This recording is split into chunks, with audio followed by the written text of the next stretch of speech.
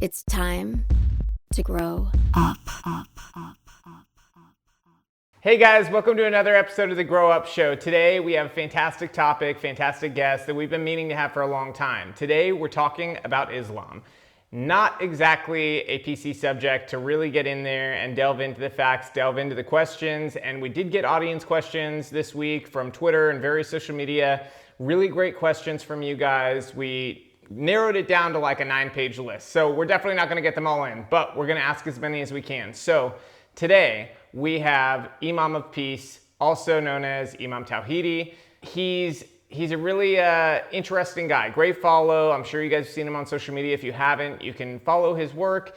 Basically, he's a reformist in Islam. So that means that he sees a different social sort of outlook on what Islam looks like than a lot of other people do in Islam. So today we're gonna ask him questions about Islam. We're gonna just see where he sees the future, where it is now, talk about extremism, talk about a lot of the issues that you and I care about. So welcome to the show, Imam Tawhidi. Thank you for coming on with us.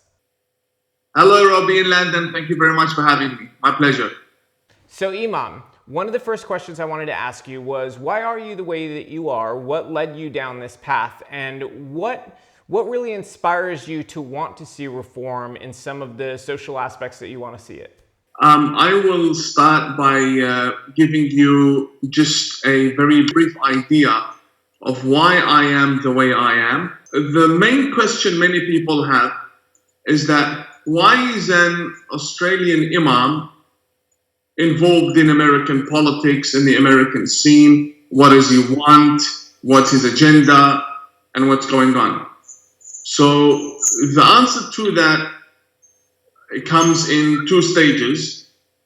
The first stage is that the American scene influences global politics, it influences the global narrative, and it has a direct impact on our communities, even as Muslims. So to give you an idea, the mentality of the average and vulnerable Muslim, they begin to interpret that as true success.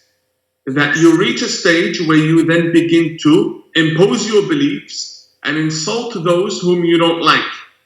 And this can be done through many ways, one of them being anti-Semitism, one of them being siding with the BDS who try to sanction Israel, and issues like that. But the bottom line is, people interpret what she does as success because she's made it. She's the congresswoman. And of course, the opposition is completely invisible to these vulnerable Muslims, completely invisible. All what they see is Ilhan and her supporters. And of course, those people range from the media, from the mainstream media, other politicians such as Pelosi, the Democratic Party, Justice Dems, and so on and so forth. Basically, this is how Muslims see Ilhan, because what's important is she successful? That's a question mark. Does she have support? Therefore, any opposition, even though it might be legitimate opposition, is therefore ignored, and they only focus on her supporters, and how they are silent whenever they know she's doing something wrong. So basically, why I am the way I am is because of that. So number one, America influences cities around the world. And secondly, I spend around 4 to 5 months a year in America. So I'm heavily involved in things in activism, although I'm not an activist in that sense, but I do have my activities there. And that's why I do what I do. Now, with regards to my beliefs, I will not deny the fact that, yes, I do stand out of mainstream Islam, but I only do so on a social level. You see, I'm a social reformist. I don't call for changing the Quran. I do call for wiping out the Hadith, because that's not part of religion. I don't, for example, say we need to allow, for example, gay imams or lesbian imams, or although I fight for LGBT rights, but I don't advocate for that. That's a different field. That's not my expertise. That's not what I graduated to work on. I'm a completely different field. Why Islamists are very why the extremists hate me so much is because I'm not fringe. They want you to believe my ideas are fringe and that I'm an outcast. That's not really the case. I'm actually an Orthodox. I'm an Orthodox Shia Muslim, which means that I am the mainstream. My reform is in social reform. I look at things that are not part of religion and I question them. But because many people in the liberal or secular movements have a lot in common with what I believe, then we've somehow found ourselves on the same page, and also there's now a bridge between us where we can have dialogue and under peace and respect. To give you a good example, for example, the burqa. Many Westerners are against the burqa. They're against the burqa, or most of them, because they believe it's against women. They believe it subjugates and oppresses women, the full veil. I am against the burqa, not because I come from a Western background. I come from a Middle Eastern background, from a very conservative understanding. I'm against the burqa because it's not part of religion. So there's a complete different reasoning when it comes to my positions, but we meet. And that is the value in what I do. I'm not a sellout. There's a big difference when I'm saying, you know what? I want you to bash my religion so that I can have fun. That's not what I'm saying. What I'm saying is, you have an idea and I have an idea, but our ideas are so different. They meet somewhere, and that's where we can pick up and move forward, especially when we have a common enemy, and that is ISIS, that is the extremists, that is the Islamists. I have my beliefs, and you have your beliefs, and I'm 100% sure you don't care what my beliefs are as long as I'm not harming you. You don't care how I pray, when I fast, what tea I drink, if I'm vegan or not. It depends, but the idea is, as long as I'm not coming to behead you and to ruin your country and to destroy your civilization, then we're on the same page. And that becomes even more when we have a common enemy, that is ISIS and Islamic terrorism. I think you're absolutely right in terms of, the belief system where it comes to like what we value. It's, I don't care how you pray. I don't care when you pray. I don't, those things, to be honest, if anything, you could take an appreciation of seeing something different than your own. I come more from the place of, like you said, as long as it's not hurting me or somebody else, and it's not stomping on somebody's belief system, if it brings them to a greater consciousness, a greater joy, and a greater relationship with God, I don't have any sort of predetermined, everybody must use this person's name as God or that person's name as God. I just want everybody to be happy and be led towards goodness. So if somebody's religion is leading them towards goodness and it's not hurting anybody, you're absolutely right. Then I don't have any sort of interest in terms of what it is, except for to be happy for that person that it's leading them towards goodness.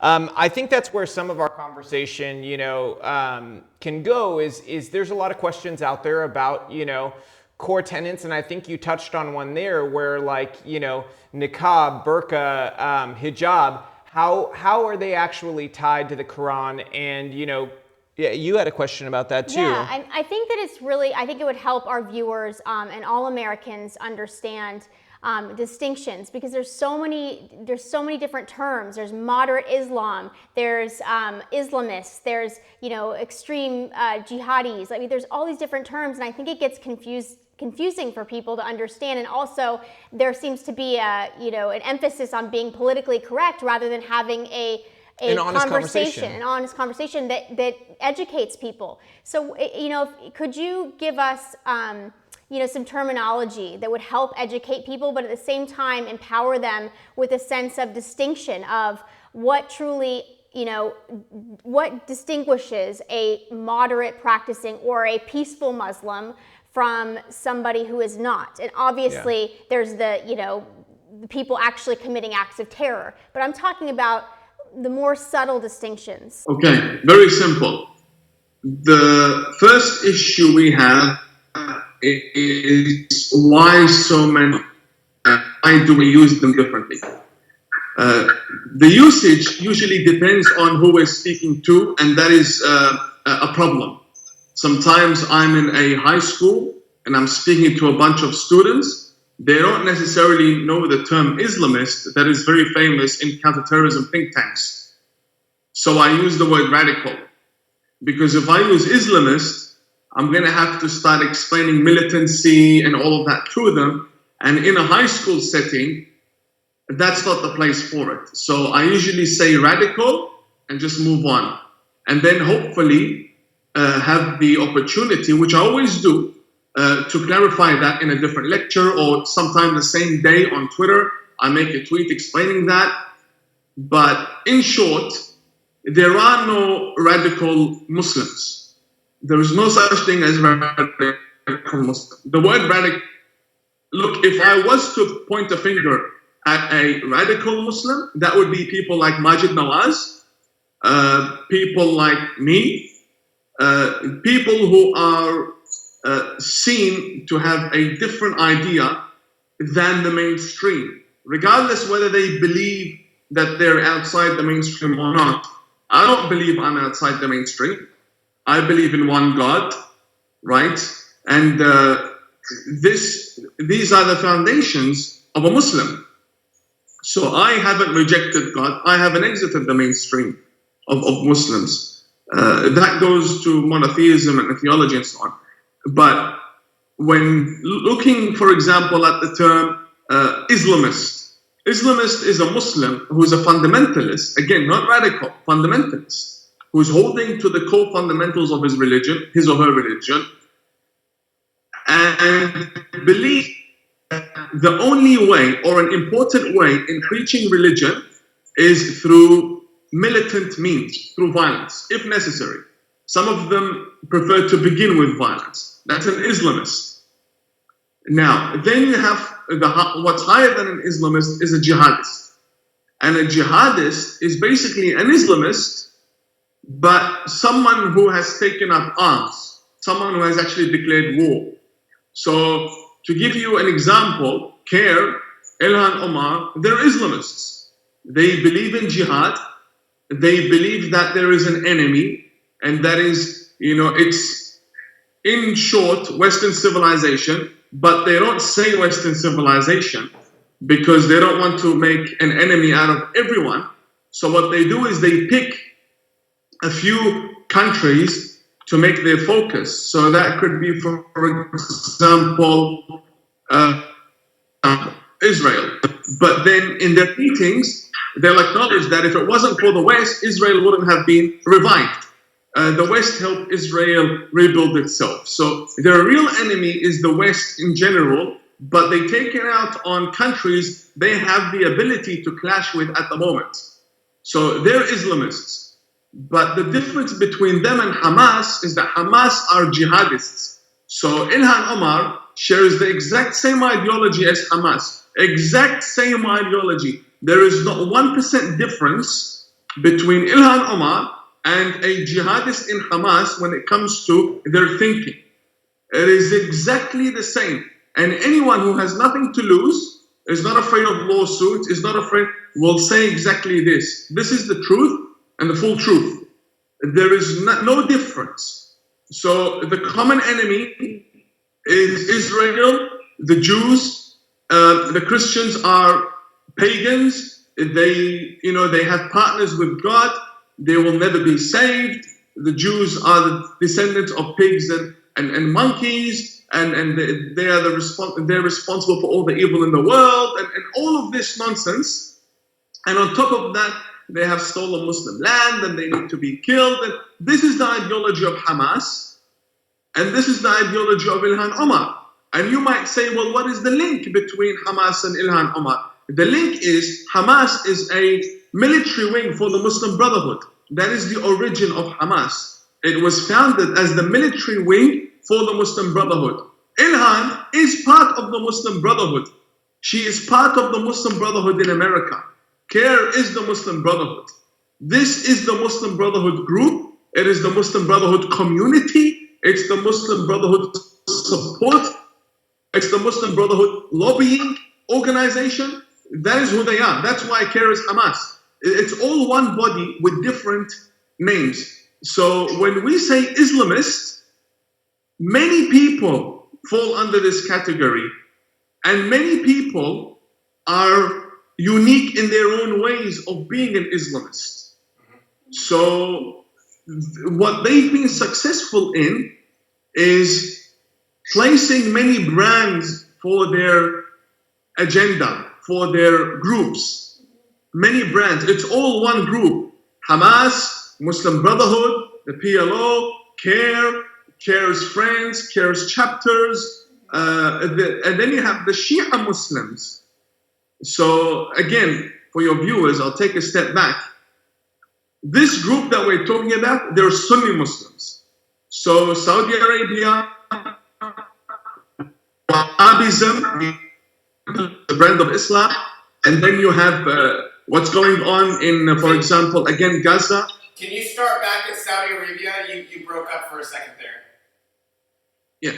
So Saudi Arabia, Gaza, the West Bank, Al-Qaeda, ISIS, these are Sunni Muslim terrorist organizations.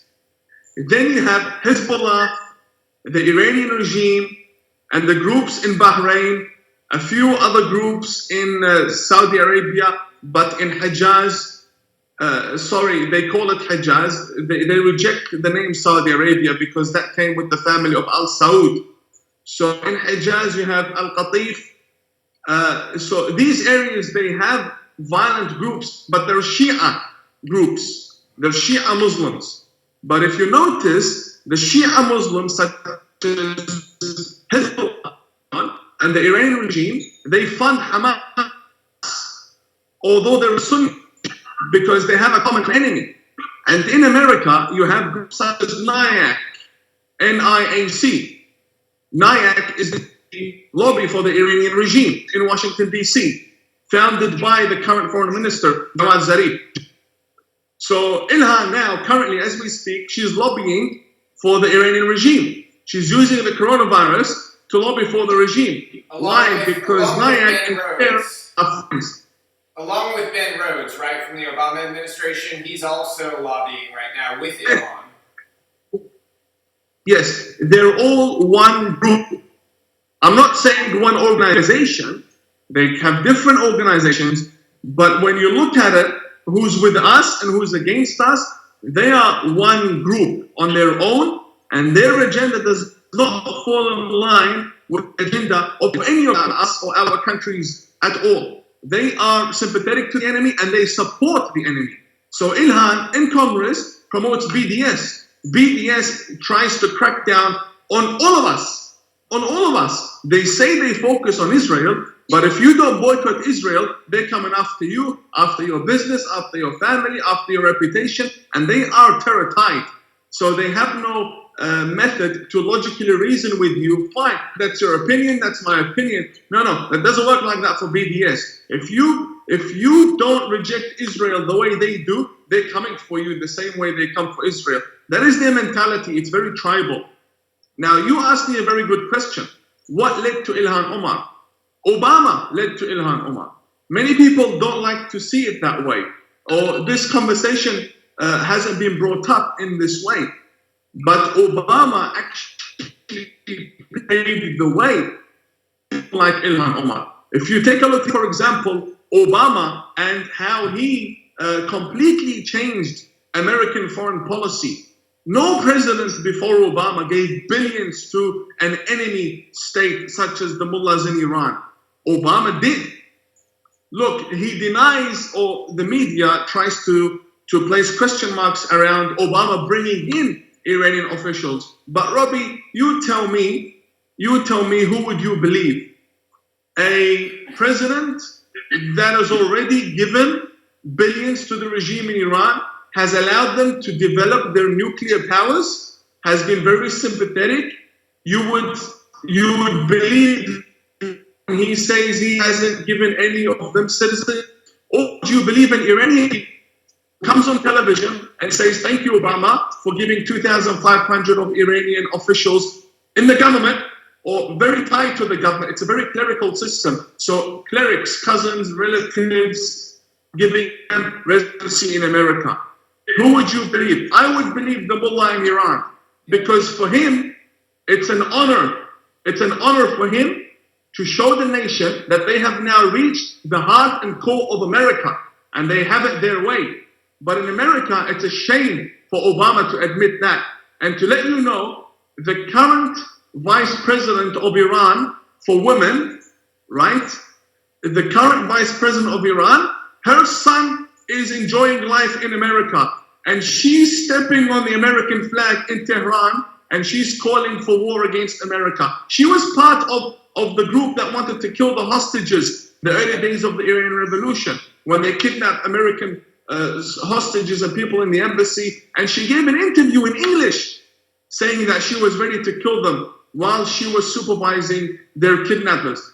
She's a violent terrorist woman. Her son roaming around, and she sends him cash. Who's supporting him? Who's supporting him? There are things that we need to really say, put it out there, and it might have a problem. It might bring us problems. It could be anything from legal issues to character assassinations to physical attacks.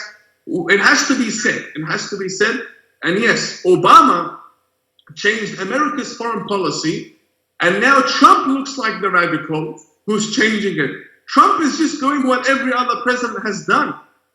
Try and work for America's interests. Now, I know people like Bill Clinton and other Democrats have had some difficulties working for American interests because they work for their own interests. But in general, no one I have ever heard of in American history has given billions of American taxes to a country that is at war with you, literally at war with you. And that's a whole different level. So identity politics, bringing the black race into the game, the intersectionality, playing the victim, denying what is clear in front of you. This is the attitude that Obama brought into the scene of American politics, and he got away with it because people around him allowed him to get away with it. Could be the mainstream media, the lobbyists, the people who said give him a fair go, he's the first black president, and so on and so forth. So Obama actually takes responsibility for people like Ilhan Omar. Yes, I agree with that totally. Right. What do you think, you said the agenda.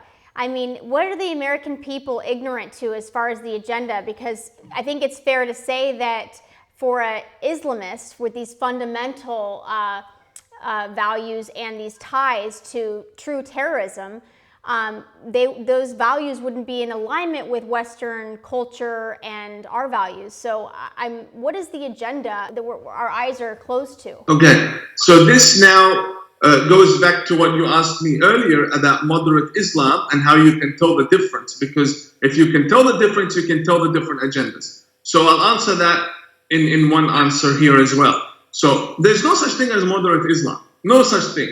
We say moderate Islam, people call me moderate Muslim, and they call many others moderate Muslims. But there is no brand of Islam that is moderate. There's no such thing. And people, again, would then ask, fine, then if it's not moderate, then it's not a religion of peace. Again, there's no such thing as religion of peace. The definition of peace we have in our society is completely different with the definition of peace that religion has. In any religion, peace is basically what God wants, what makes God happy. In Christianity, it's you accepting Jesus Christ as the Lord and Savior, accepting the Father, and you will be saved. If you're not going to be saved, then you're doomed. That's peace in Christianity. That's you being at peace with yourself. God is happy, the world is at peace. In Islam, it's also very similar, that you have to accept the God of Islam, and you have to accept the Prophet and the Quran, and then everybody's at peace. So the definition of peace from a religious perspective is very different. So where peace comes in is this. Islam is a religion for humans. And humans can be peaceful and can be angry, can be violent, and can be tolerant. It's a religion for humans. So we should be able to expect violence from all religious groups. The issue with Muslims, though, is that their violence is more because the world's focus now has shifted in this century. It's been about oil, it's been about the Middle East, it's been about the emergence of technology, it's been about the religious agenda to then use this technology to spread religion.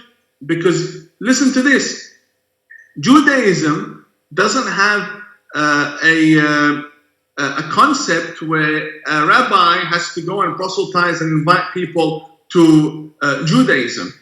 Christianity does, but they already have most of the countries. Most countries around the world are Christian, at least those that are in power. So the UK, France, America, Canada, these are largely Christian countries. So you won't find the passion to go out and proselytize and preach. Where they do preach is in Asia and in other countries. And that's where the heavy preaching is, in Africa, for example. Not in Europe. The Muslims have the concept of da'wah, of preaching, so where is their main focus? If you want to grow strong, would you go and preach in Africa? Or would you preach in America? They'll preach in New York, in Times Square. They'll preach in Washington, D.C. Because it's about hitting two birds with one stone. It's preaching and converting the right people. Converting people whose opinion matters. In the real world, if we want to talk about this, in the real world, of someone in Africa doesn't carry the same weight as someone from Washington, D.C. Because that's how the world works today. If you sit in front of the United Nations and your passport is American, what you say has more value than someone who comes from a country like Senegal. And that's just not right, but that's just how the world is today. So the Islamist says, we can always convert the Africans later on. In fact, we'll give them 10% of our efforts, but we'll throw the 90% onto Europe and America. So this now explains the agenda. The moderate Muslim, who is basically a Muslim that doesn't believe in militancy, like me. I believe in freedom of thought, freedom of ideology for myself and for others. And that comes from me being from a minority denomination. I come from a Shia minority sect, so I understand what persecution means. Therefore, I call for free thought and I advocate for free beliefs for myself, and I wish that upon everybody else. Do I invite people to Islam? That's not my job. But do people from my denomination invite people to Islam? Yes, they do. Do they use violent means? They don't. Are there groups in my denomination that use violent means? Yes, there are. The majority don't. Sunni Islam, exactly the same thing. There is a minority, but the issue is it's a large minority because Sunni Islam is 85% of Islam. So their small minority is like 3 times as big as our denomination. So there is really no comparison. And also resources and ability to preach. So to give you a very quick one sentence answer for all of this is that a extremist does not hide the fact that he or she is an extremist. They will show you they're an extremist and they're not afraid of it. Such as Linda Sarsour. She is not afraid for you to know that she is an extremist. Someone who calls for jihad and then lies about it and does it again and lies about it and then hugs the terrorist bomber, Rasmiya Oda from Palestine. She's not afraid. So that's one type of extremist. And then you have the Muslim who's not an extremist, but still connects with the extremists on fundamental issues. That yes, Islam should be victorious and that there should be Sharia law everywhere and so on. And then you have people like me who come from other denominations, other sects, or other smaller Sunni sects, who just have nothing to do with any of this. We just want to go to school, get a job, have a family, make a decent living, and just live peacefully with everybody else, wish no harm upon anyone. These are groups that do exist, and there are many of us. We're not a small minority. Our denominations are minorities, but in America, we're a large population among the Muslims, because we fled from ideologies such as Ilhan Omar and Sarsour in the Middle East. So we ended up in the West more than we are in the Middle East. So then again, there will always be a majority of us in the Middle East, but amongst the Muslims in America, in Australia, in the UK, we're a large population that just want to live in peace. The Islamists are the ones who have the microphone, the megaphone, the media, the money, the organizations, the glamorous mosque, and that's what attracts politicians, and that's how they get power. I hope that in a way summarizes everything for you. I would say, you touched on, the religion of peace. And so some of the questions that we got submitted, I think you saw we got some audience questions. One of them was how you make sense of certain verses in the Quran, like fight against Christians and Jews until they pay tribute readily. Don't take Jews or Christians for friends. If you do, then Allah will consider you to be one of them. How do you make sense of those types of things? I don't make sense of them. They are what they are. They cannot be changed. They cannot be rejected. They cannot be altered.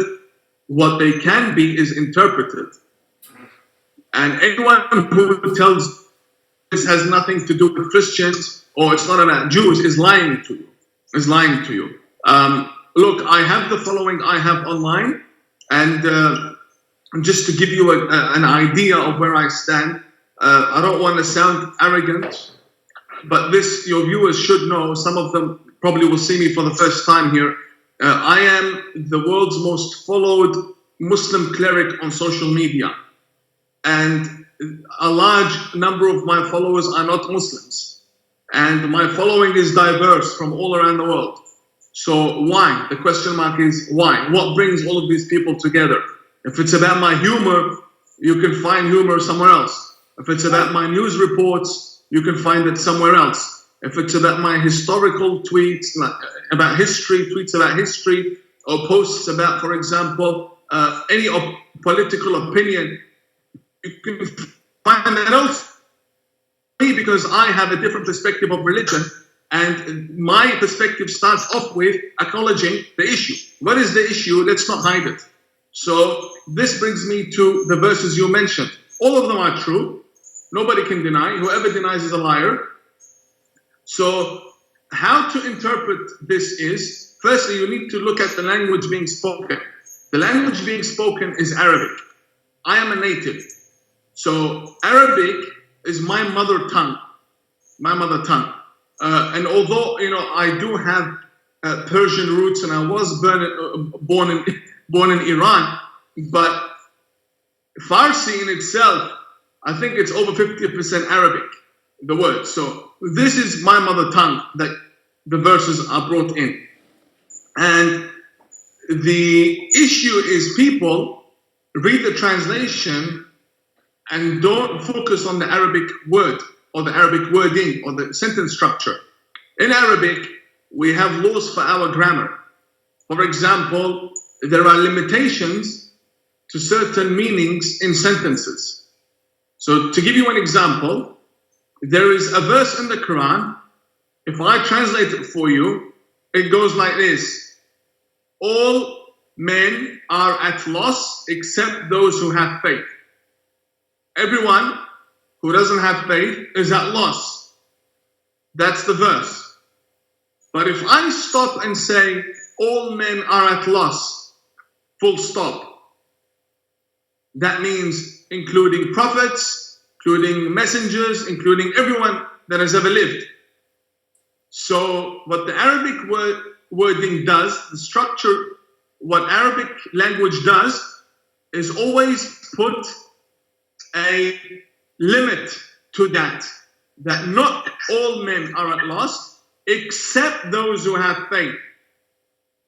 You see what I mean? Yeah. So there are always these exceptions in the Arabic language. Now, sometimes these exceptions are not actually written in sentence form, but they are presented in the very grammar in itself. So if you take a look at, for example, the verses that say, go and kill the people who disbelieve in God. Firstly, in the time of the Prophet Muhammad, there was no such thing as people who disbelieve in God that you can just go and kill. Because half of the world disbelieved in fact, the majority of the human race, according to Islamic theology, disbelieved in God.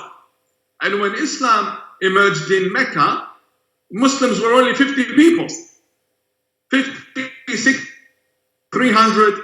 You can't really expect them to take on kingdoms of disbelievers. So clearly the word disbeliever here is referring to a local issue, because the reach of the Prophet and his influence is very limited. I mean, they didn't even know certain areas existed. I mean, for example, countries were discovered later on, like Australia. You know, there are certain areas where there was human life and they didn't believe in God. So they are disbelievers according to theology. So I'm a disbeliever according to Christianity, and Christians are disbelievers according to Islam.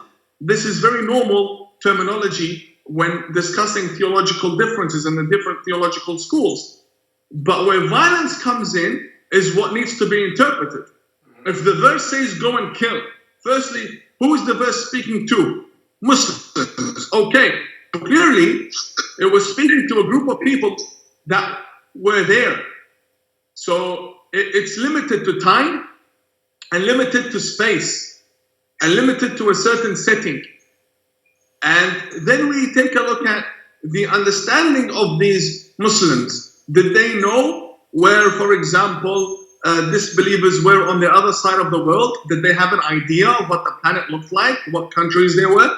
No. So the disbelievers were the people they interacted with, were the people they saw, were the people who came to Mecca for business. Those were the disbelievers they knew of and understood.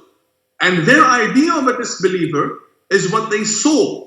And back then it was all about military settings and power and expansions. And so that's the mentality we are dealing with.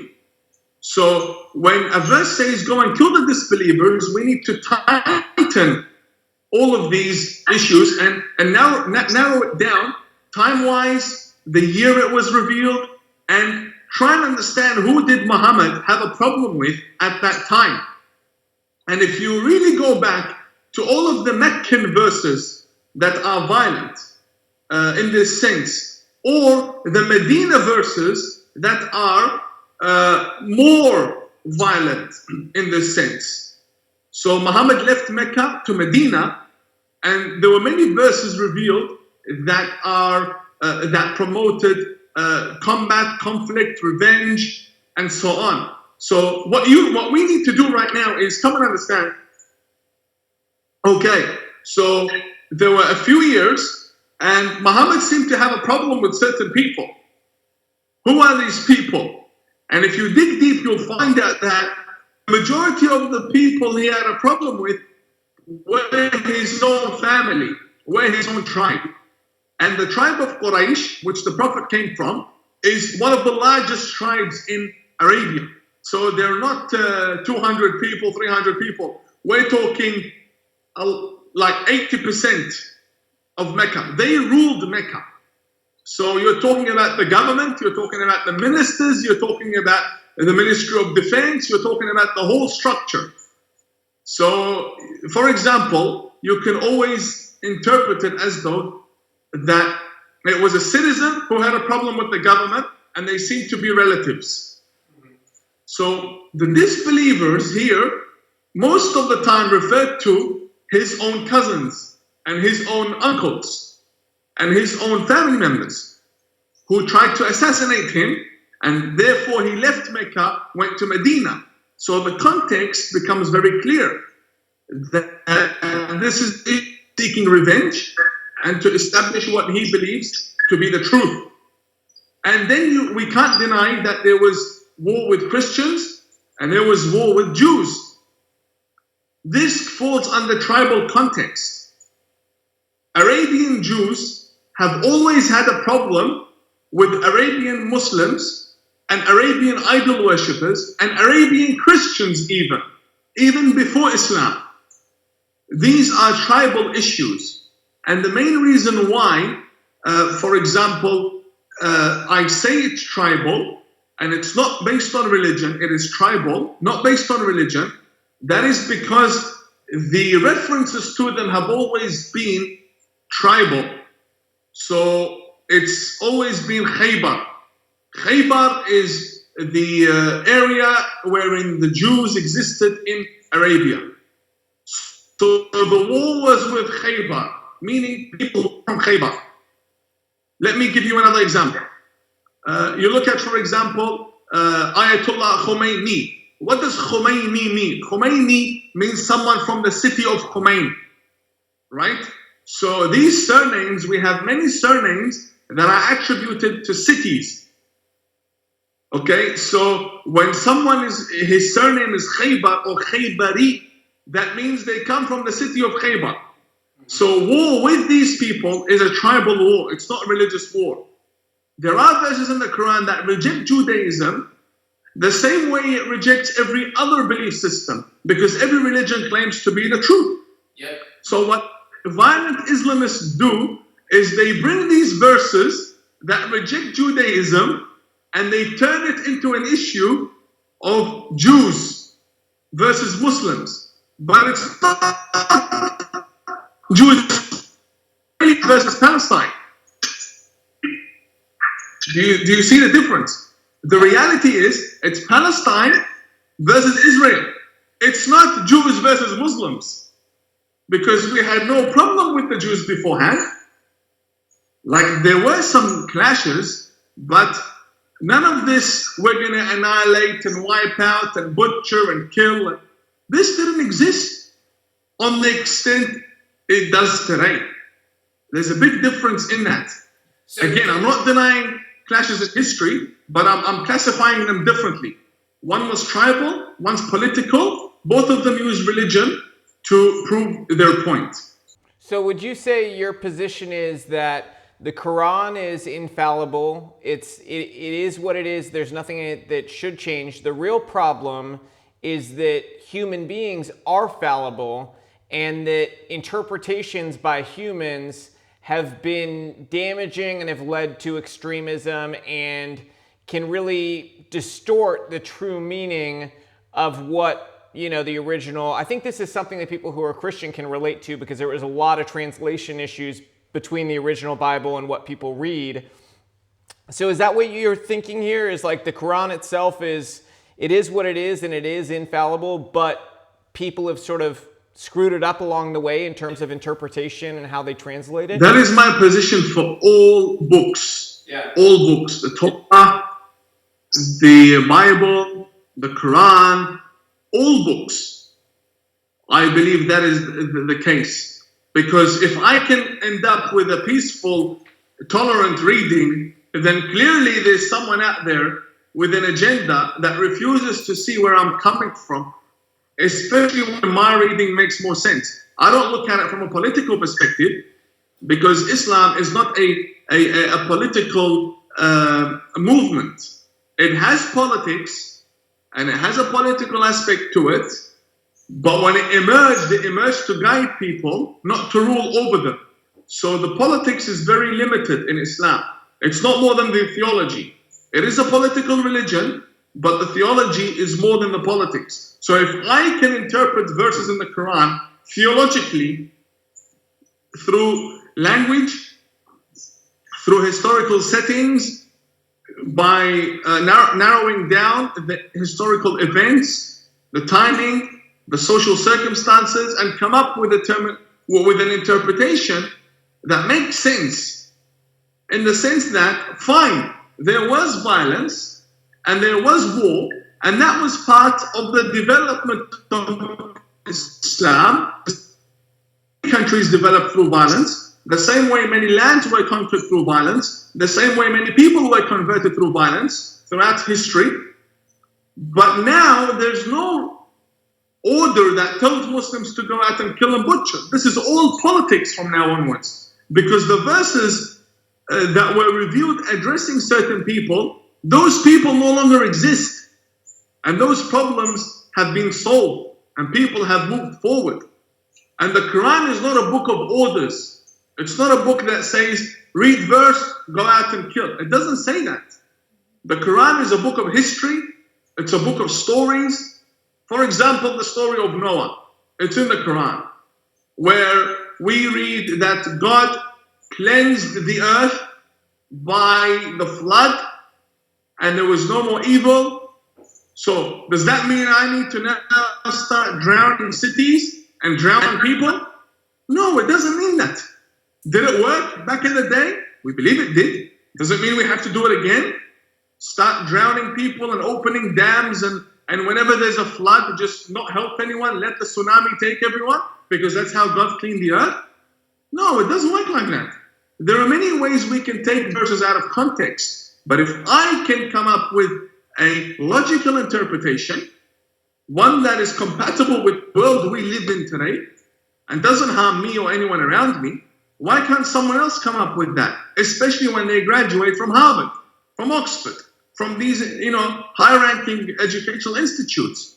They see where I'm coming from. They see my reasoning. And when I say me, I mean people like me as well. But no, they choose to have their own camp because it's politics. And if that's politics, then there's really nothing we can do about it. It's always going to be that way. One of the things that I was wondering as you were talking is, why are there not more Imam Tawhidis? Why are there not more Imams of peace, with the same messaging? Is it that there's bad PR in America? Or is there, just where's the disconnect with other Muslims that are here in America being more supportive of you and extending more opportunities and olive branches of conversation to assuage the very real fears of some American people, to distinguish whether, do you support FGM? Do you support beating children and, to learn the Quran? People those see are the all questions. these things. Yeah, those are the questions that have. a lot of people have. And there's nobody there to ask them, right. And I think that's actually, you were saying why people follow you. I think it's one, there's two reasons why you're a very attractive figure to follow. Number one, you provide hope. You provide hope that a religion where we've seen a lot of strife, a lot of issues in the Middle East and in Africa, where there's been just a lot of, really sad stuff has happened, that more people like you can rise up and become the leaders of those countries and that we can see a different world. I think you provide that hope. On a secondary basis, I think that the other thing that's attractive is you will answer questions. You're able to have a conversation about this stuff and you're not getting upset or defensive or anything like that. You're able to have a really logical conversation and sort of, be able to talk to those people who do have real fears because of things they've seen or read. Right, or the heard. media. I mean, the media has to answer and take some responsibility for what they've done, the messaging that they've sent to people. We see viral videos all day long depicting Islam in a very negative light. And that's a fact. This isn't, just an interpretation of it. Everybody sees this. So that's my questioning is what is media's role? And then, are there more people like you that are just, their voices are being suppressed? Okay, so are there many people like me? 100%. A lot. Like, a lot. Millions upon millions in the Middle East. If you look at population-wise, millions who believe the same things I believe in. And with regards to leadership and imams, 100% there are. The only reason you don't hear about them is because they speak in Arabic or Farsi, or they're in the West and the media hasn't given them an opportunity and they haven't found a way to break into the scene. You see, you only heard about me post 2017. There's no way you would have heard about me before 2017 because I was unknown. Nobody knew me. I was the same person Like, I was still developing. I did have a time where I changed my opinions. I was a fundamentalist. That's what I discuss in my book. But nobody gave me the opportunity. I was very lucky to land on an interview on local Australian television, Today Tonight, which is in South Australia. And then the Rotary Club invited me, and they uploaded my lecture. Memory TV from America sees my lecture. Boom, 90 million views. It goes viral. People start sending me emails. I get invited. And then to television, more videos of me, more YouTube interviews of me. I gather a following on Twitter. I start doing events. I put out a book. And that's how I built an audience. But many people don't have that opportunity. I try to uplift them, but now it's an issue of they see what's happened to me, the attacks, character assassination. Do they want to go through that? It's up to them, right? I would definitely do what I've done again. So just to give you an idea, because sometimes when I say many people like me exist, peaceful Muslims, people say, well, where? We haven't seen them. So here, I don't know if this is clear. Is this clear enough? Yeah. Oh, now it is. Okay. So this man, his name is Ayad Jamaluddin, Sayyid Ayad Jamaluddin. He's a former Iraqi member of parliament. He's a scholar, and he comes from a very, very, very important family. He's the descendant of the Prophet Muhammad, and he's in America. He's in America. But his preaching is mainly in Arabic. One of the most peaceful guys you'll ever find. Amazing when it comes to fighting extremists, opposing terrorism. His beliefs fall in line with mine, 100%. And yes, there are many peaceful Muslims, peaceful clerics, peaceful scholars. It's just an issue of giving them the opportunity and the platform that they need. I was going to ask you what your feelings are on the migration that we've seen, because we haven't seen a migration like what we've been seeing the past couple of years previously in modern times, where we have so many people from the Middle East and from Africa, from majority Islamic countries, coming into Europe, coming into the United States, especially under President Obama.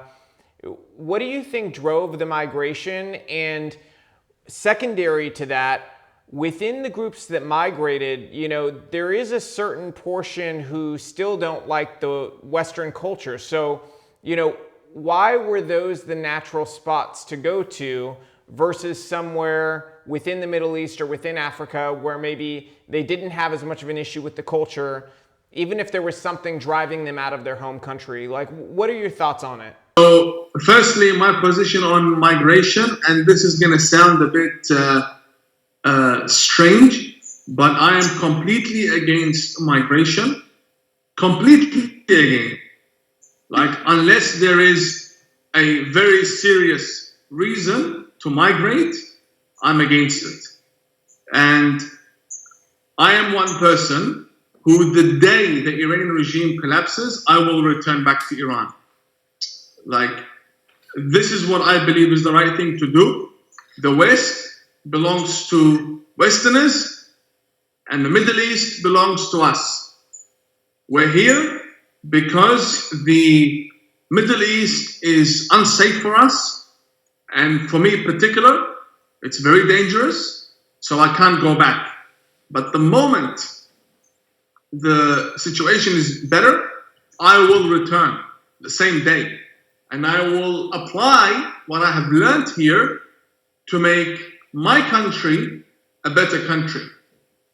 And then, by then, I would have had a good understanding of the Western values, and I now am able to create dialogue much better than the current rulers and the current people in government. You see what I mean? As a nation, we can create better dialogue with other nations without the need for our rulers to represent us. They can do their own politics and trade and commerce and arms deals, they can do what they like. But nations, we don't need rulers between us. To give you an example, how many pictures have you seen of Israelis holding signs that say, hey, Iranians, we love you, we don't want to kill you, we're not against you, and vice versa. Iranians who refuse to step on the American flag, who refuse to step on the Israeli flag, that's not governments, that's people. Yeah. It would be a lot better if those people had an understanding of what Middle East, of what the West was like, and if the West knew how to deal with Middle Easterners, and this life that we have now is providing us with the best experience. So once we see the Middle East has become safer, I will go back. And this is also the opinion of the Dalai Lama.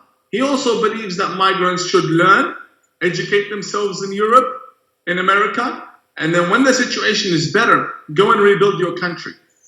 That's the right thing to do, and that's what I want to do. So to begin with, I'm against immigration. And I will admit this, many people from the Middle East have offered me money, have offered me amazing offers just to bring them to the West, to sponsor them, to help them come. And I don't do that. I don't do that for my own family. I didn't do that for my own ex-wife when we were married. I didn't. I would do my activities in the West and I would return back to the Middle East. And that's how I lived. And I had to leave because ISIS came in and they were 2 hours away from my house in Iraq. So being an Australian citizen, I managed to leave the country, and I did. So I am against immigration completely. And then the issue of why they choose the West, because they don't like each other. They don't like each other. If I want to be very frank with you and very clear and not hide anything, and even though this could be used against me, but Muslim countries don't like each other. They don't like each other. For example, the Iranians don't like the Afghans. The Afghans don't like the Pakistanis. The Jordanians don't like the Palestinians. The Palestinians don't like the Syrians. The Syrians don't like the Lebanese. And the Iraqis don't like anyone. It's like, it's all over the place. So they don't like each other. So why would I migrate to a country I don't like its people?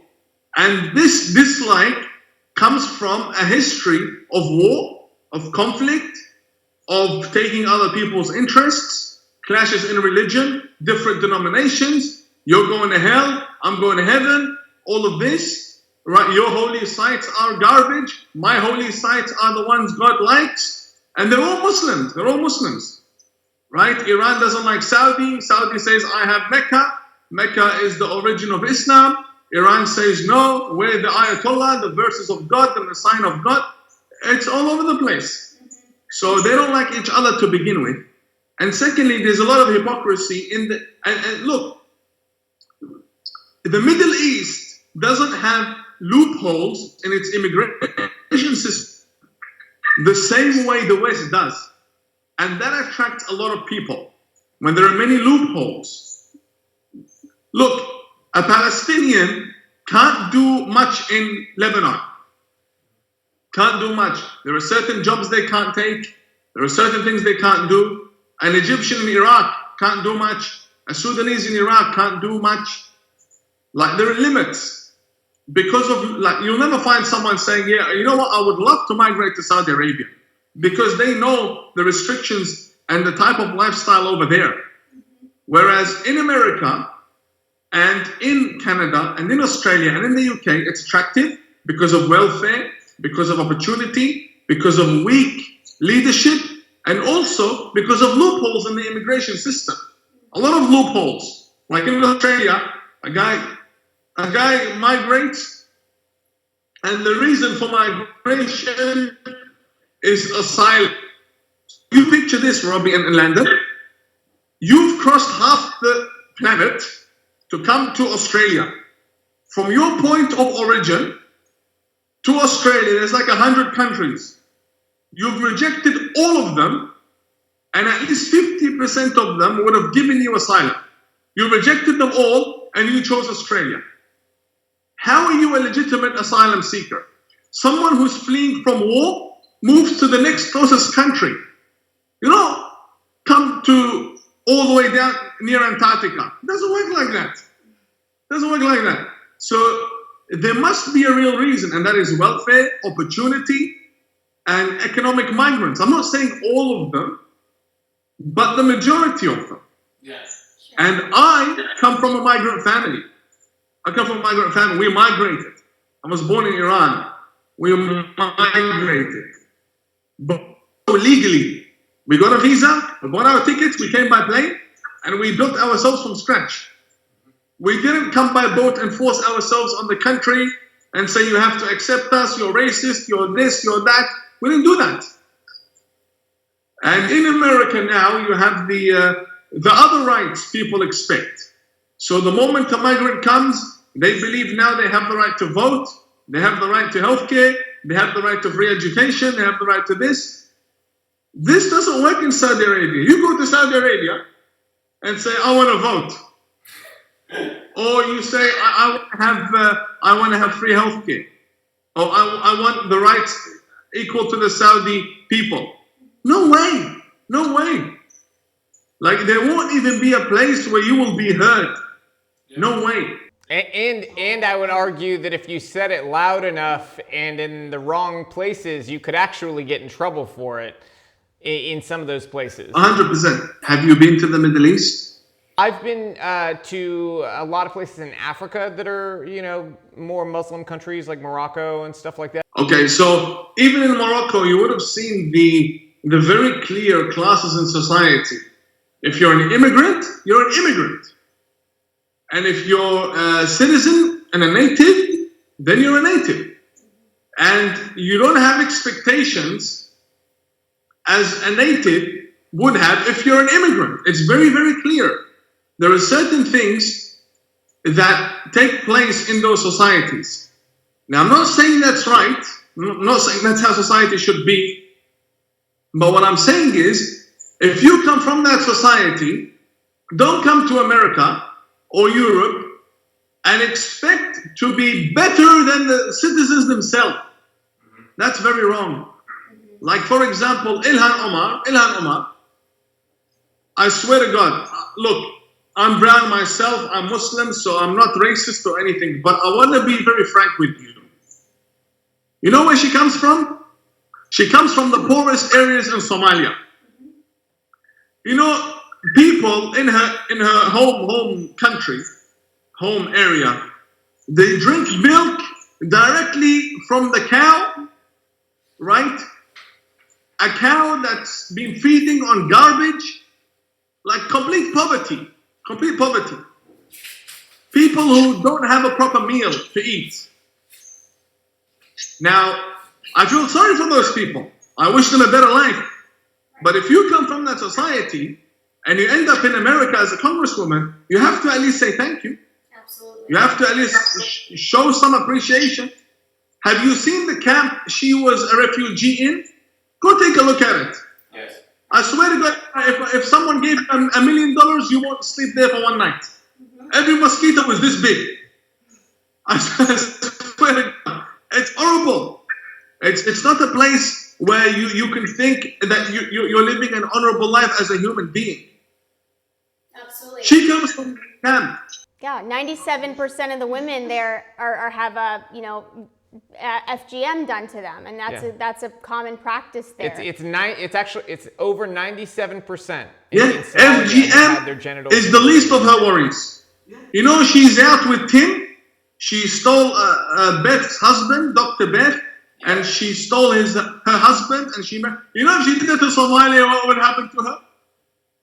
That's adultery right there.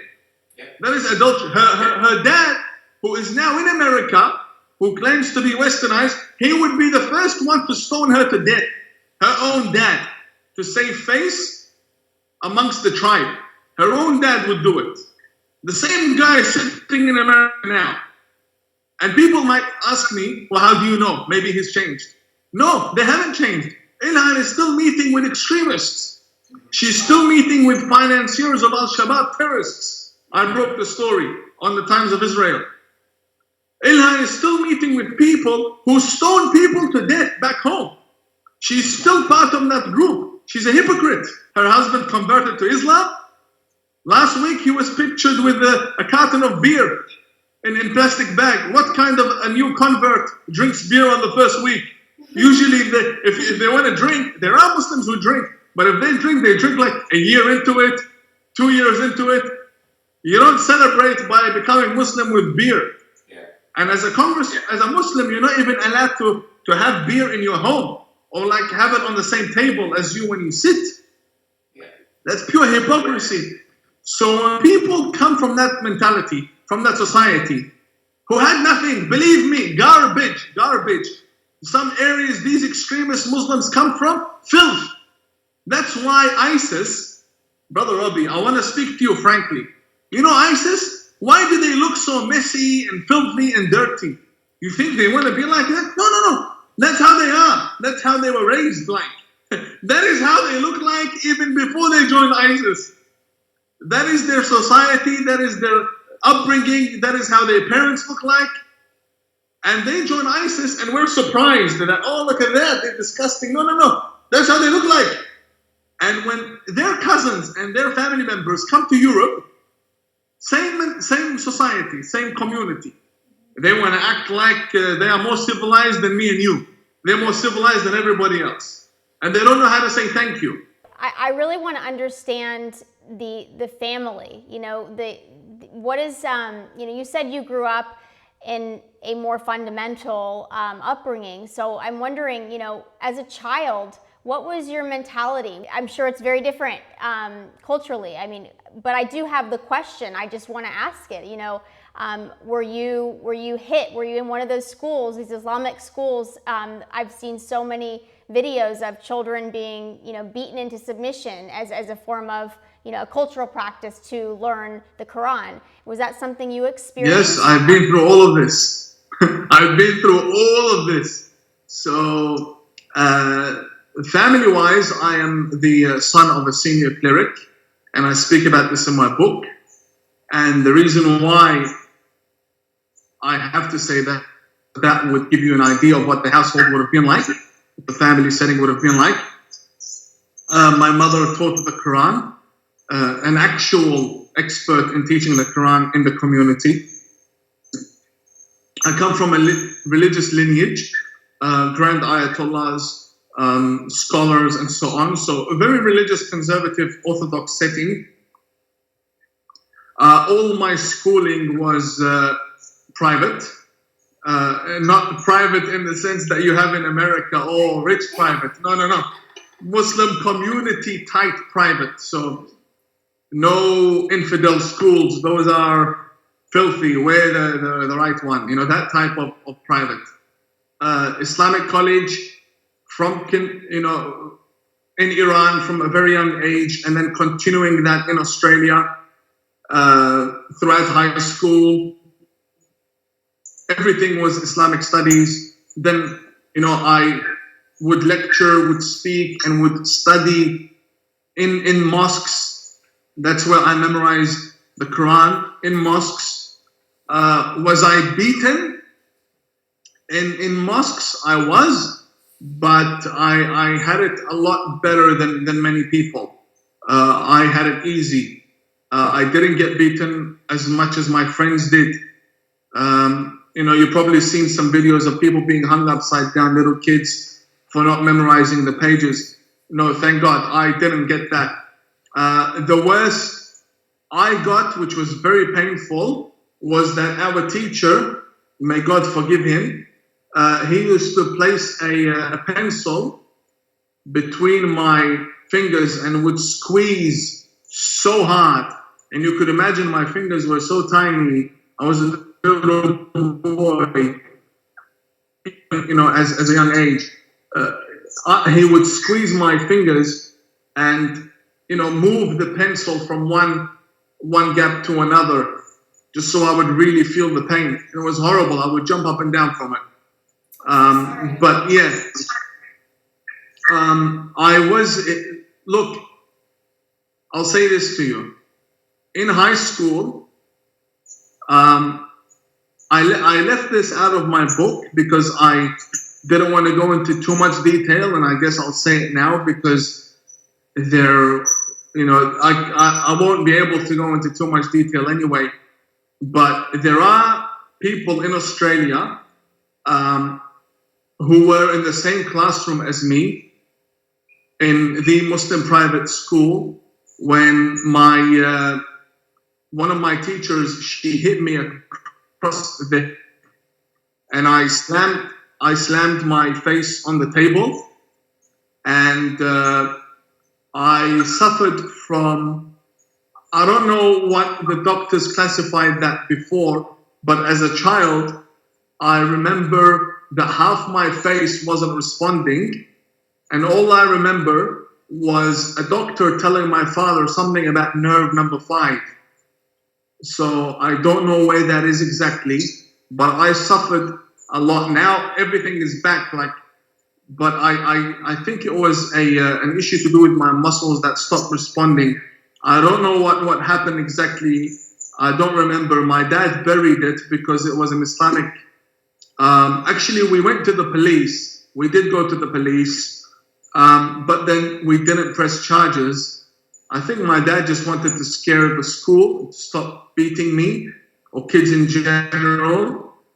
I don't know what the deal was, but I remember we went to the police. It was the Mirrabooka police station. We filed a report.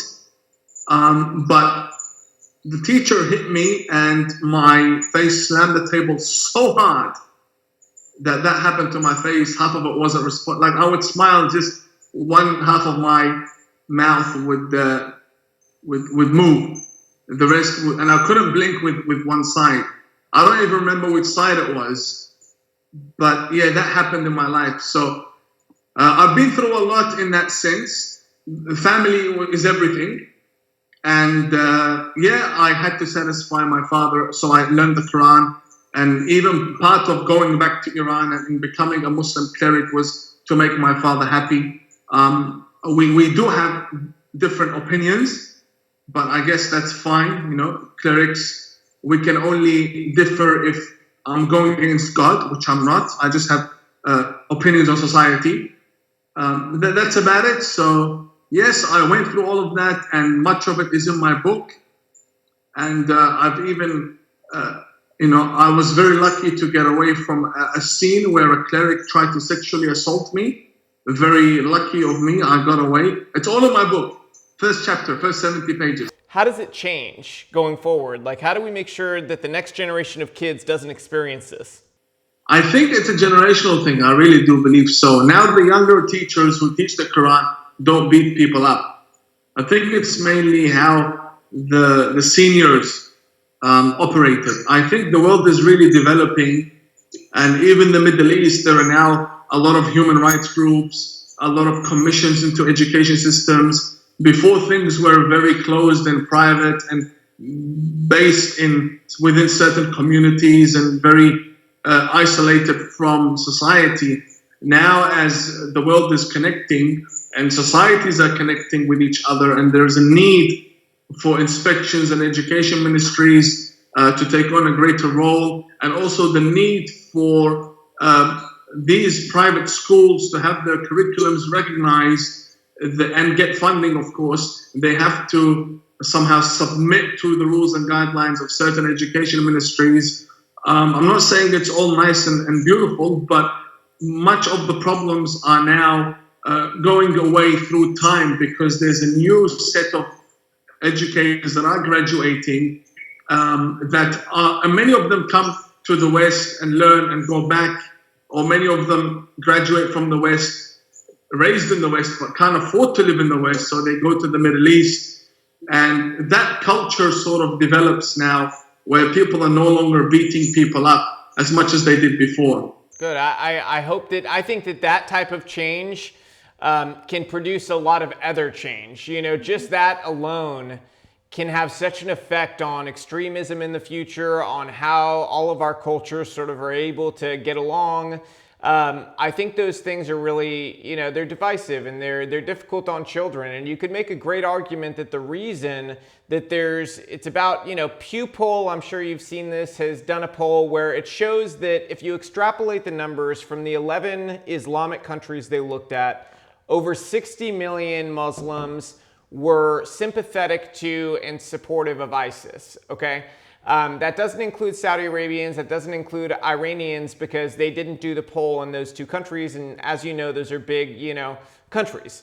But, you look at that number of people supportive, and it's a minority of Islam. Islam is, it's 1.6 billion, so, you look at 60 million, it is a minority, but that's a big group of people to support a really violent, terrible, hateful terrorist group.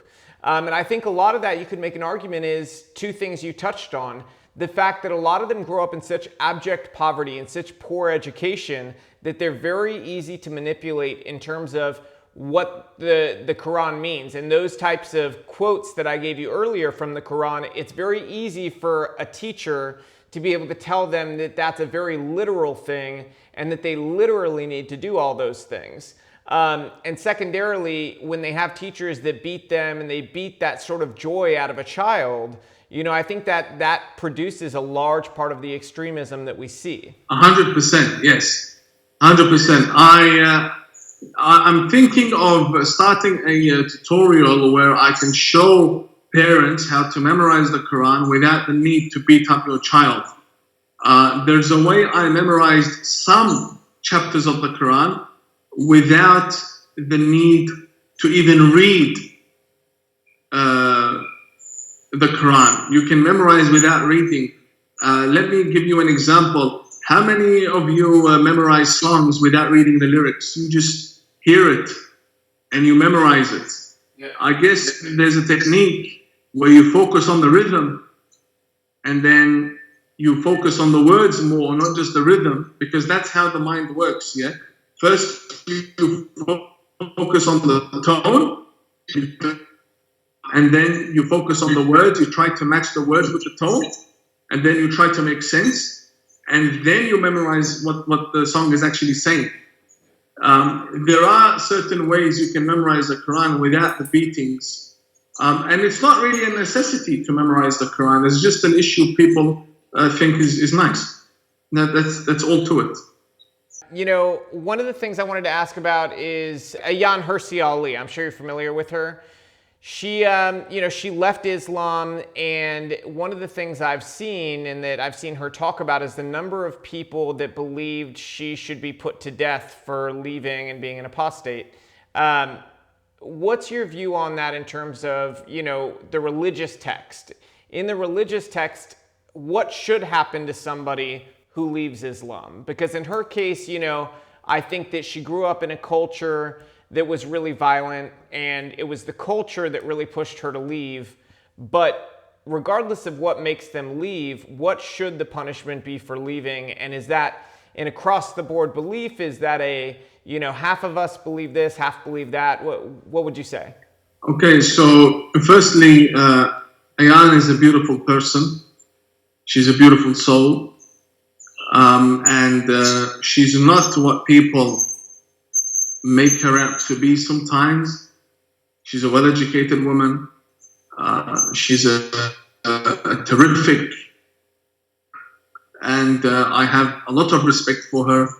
And although I'm 100% sure she disagrees with me a lot, and I also have my disagreements with her, but at the end of the day, I think she's a wonderful person who adds value to our discussion as humans. And I just wish that people would start to hear what she has to say with their minds and ears and not their emotions. Her story is something, you'd have to read her book to see how she explains what she's been through. So with regards to apostasy, it's one of those things that there is really no evidence for Muslims to kill the person who leaves Islam. Because what there is if someone leaves Islam, the duty of a Muslim is to convince them to come back to Islam, is to try and bring them back out of care that they will be saved and so on and so forth. And I guess that's the deal with every religion. The idea of killing apostates emerged from when the idol worshippers in Mecca would embrace Islam and then leave it to tell people that it's a bad religion, don't join it. And this would continue for a long while. People would embrace Islam just to leave it and say, we joined, trust us, you don't need to join, it's a horrible religion. So then whoever did that to defame Islam would be put to death. That was how they fought back in the day. And when I say how they fought back in the day, we're not talking about Oxford graduates here, and these are the most barbaric people you can think of. The caliphs of Islam, they're very backward people. Very, very backward people. I'm not saying time has changed and we're different. No. Even then, we had educated societies. Compared to those, they were very backward people. So they weren't forward-thinking people. They were very backward. Even Khomeini, who was the leader of the 1979 Iranian Revolution, when the people complained to him and they said, what are you doing with the country? You're taking Iran back 300 years. What you've done, this revolution in Iran, the Islamic Revolution, has taken the country back 300 years. He said, yes, I want to take the country back 1,400 years. You see, so he wants to go back to that mentality of Mecca and Medina. So, yes, it all depends where the Muslim comes from, where they've been raised, and what mosque they attend. I don't believe in killing anyone for anything. And most Muslims don't believe that everyone should be put to death for leaving Islam. There's a large minority because they're the powerful ones, such as governments. You see, this is what I mean. Not everyone is the Saudi government. Not everyone is the Iranian government. So not all Sunnis agree with the Saudi government that beheads people. And not all Shia agree with the Iranian regime that stones people. So these things do exist in Islam, I can't deny them, but not all of us believe in that or even endorse it. We know where it comes from, but we don't think it continues today. It shouldn't have ever taken place because it's against society, it's against humanity, it's against rational thinking, it's against freedom. People join and leave all the time. You know, a forward-thinking person would say, fine, this year 10 people left Islam. How many people joined? 100? No need to kill the 10. Do you see what I mean? That's what a forward-thinking person in Islam would say. But the idea that we need to convert as much as we can and kill whoever leaves, that's just disgusting. We're running a little low on time, but there is one more question I wanted to ask you before we run.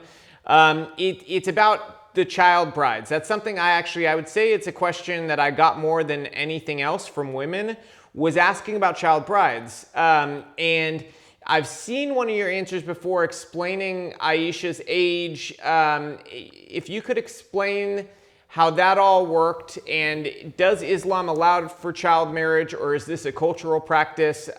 You know, and beyond that, the thing that really ultimately matters is how do we stop the child marriage, epidemic that happens in a lot of these countries? I'd say, the worst offenders, aside from, the worst offenders, India, but outside of India, the worst offenders tend to be Islamic countries. How do we clamp down on this and at least, set some kind of standard that there needs to be sort of a waiting period until they're women to be married? Okay, so the only practical way that this can be stopped is through the government. Governments need to crack down on it. And there are some states in America, I believe, that allow... You're correct. You're correct. We've worked on that. Actually, it's one of the things that we care about, clamping out. In America, very few actually happen, but the laws are still on the books that allow it, and that's something we're trying to change I think here. it's the government that needs to crack down everywhere. Excuse me. So that's the solution, government. Now, about child brides in the Middle East, it's culture. But again, like America, the law allows it, and also religion allows it. The law allows it because religion allows it. So that's that. As for Aisha, she wasn't 6 or 9. There is no evidence for that whatsoever, except her claim that she was 6 or 9. I have conducted a study, and it's in my book. And for those, I'm not trying to sell you anything. I've actually made my book, the ebook version, for like 90 cents, just so you can go and read. It's on Amazon, The Tragedy of Islam. Great. We'll put a link too under the video so people can click the link if you want to check out his book. Yeah, I purposely made. Well, I spoke to the guy who handles my books online, and I said to him, "Can you please make my ebook for like $1 or less?" He says the lowest we can do is $1. I said, "Good. I just want people to be able, because there are some extremists or far leftists who say we're not going to support him, but $1, who cares? We'll see what he has to say for $1." Yeah. So that's what I'm aiming for. I want them to read my book, and when they do, that I win them over. The solution of solving the cultural issue of child bride is when you understand that there is no prophetic practice in that. So it's become Muslim culture because they believe the Prophet did it. The Prophet's family all did. The Prophet allowed it. Religion allows it. Child brides took place. The Prophet probably conducted marriages for other people that wanted to marry younger girls. I don't deny any of that. What I say is, Aisha, that one lady, was not 6 and she was not 9. And my study is very deep and full from all angles. I even compare the birthdays and the death days of her siblings, and I compare a lot of social issues surrounding that, and I come up with a result and a calculation that no way this lady was 6 or 9, impossible. And if I were to go into the details here, I would need at least an hour. Yeah, so the best thing to do is either read it from my book or wait for me to publish the article, which I'm planning on publishing. It's going to be a in-depth article about this issue, where it's a lot easier when there's a link. You just read it, all the references are there. So I will do that, yes, to prove that she was not 6 or 9. Okay, great. Do you think that enough people oppose child marriage in those countries in the Middle East and in Africa that it may change in the next decade? No, I think it's disgusting, but it's an issue of government. People will not change unless the government changes. Look at Saudi Arabia. It's changed so much. I mean, there's a lot of problems here, but who thought Nicki Minaj was going to perform in Saudi Arabia? Like, who thought they were going to see Lil Wayne in Saudi Arabia? I would argue that that's an effect of it's something you talked about earlier. When you have people who end up becoming leaders exposed to Western culture early on, they end up coming in and certain things end up changing, and I think that's the case with MBS, is that he had a very westernized life, as a young man. And so now that he's sort of in a larger leadership position, a lot of those things are sort of getting pushed to change. 100%, yes. I'm not saying that it's the best country ever, and I'm not saying it's the worst country. What I'm saying is the future looks bright. I would agree with that the future is a hell of a lot brighter now than it was 10 years ago in terms of the way Saudi culture is changing, how it's shifting. I wouldn't have thought it would happen 10 years ago. So my hope is that that's one of the next things we see happen, is that we don't see child brides anymore. So I thank you so much for sitting down with us today and answering all these questions. It's something, I think it's really informative for people. It's really, there's a lot to learn, and it helps bridge a lot of gaps and lets people sort of in their own daily lives maybe open up to, conversations that they wouldn't have had, and makes them more comfortable. So thank you so much.